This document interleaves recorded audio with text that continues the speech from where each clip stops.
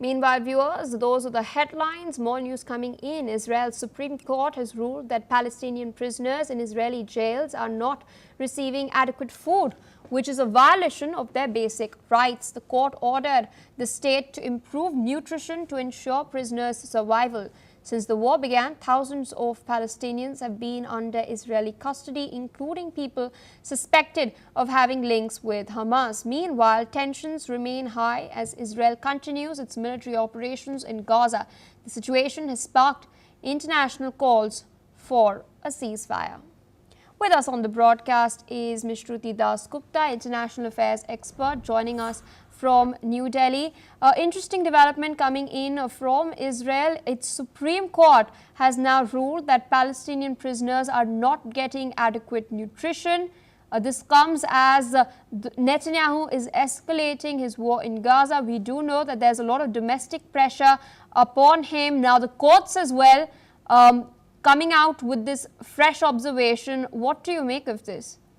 Well, the court's observation came in response to a petition filed last year by two Israeli NGOs, and they have proved to the court that the basic requirement in terms of sustenance and nutrition is not being met, and the court in its ruling has kind of clarified that by starving the Palestinian detainees, you are not benefiting Israel's image as well as any of the Israeli brothers that are currently in a hostage situation with Hamas. So they've kind of tried to self-police the Netanyahu government and its extreme far-right Ben-Gvir leader by saying that they need to adhere to international policies and show humanity. Because once the war, whenever it does come to an end, Israelis will have to have a lot to answer for, and they should not chalk up starvation, which resembles something like the Holocaust. They themselves as a community suffered during the World War II. They should not be party to something similar on their own land. So this is a very politically correct, morally correct line that the Supreme Court is asking its government to follow, and it kind of helps the Israelis to show the world that they're not against humanity, they're just against terrorism perpetrated in the name of Palestine by Hamas.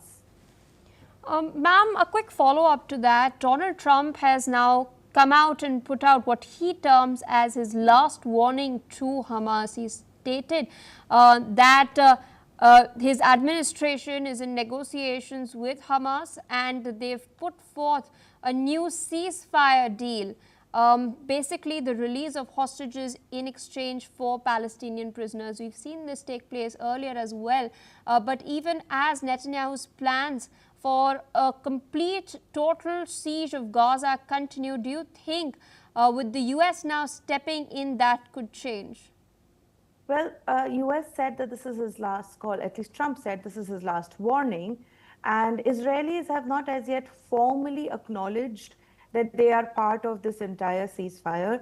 Hamas has formally said that they are willing to negotiate. Now, whenever it comes to negotiation, we've seen that no matter who is the mediating authority, it always falls flat because Hamas is not willing to let go of all of its political currency in the name of its prisoners. So this is something that is Trump has asked them to come forth and do, in return for which Hamas is going to ask for complete demilitarization of Gaza from the Israeli side. Like the IDF have to withdraw from whatever they've occupied, and they want a Palestinian-run state authority, which would probably be Hamas by any other name. So I don't think this is going to come to any fruition. We will see probably US step into this particular war aggressively after Donald Trump's warning. All right, ma'am. With that, I would like to thank you for taking our time, sharing your perspective on these key developments.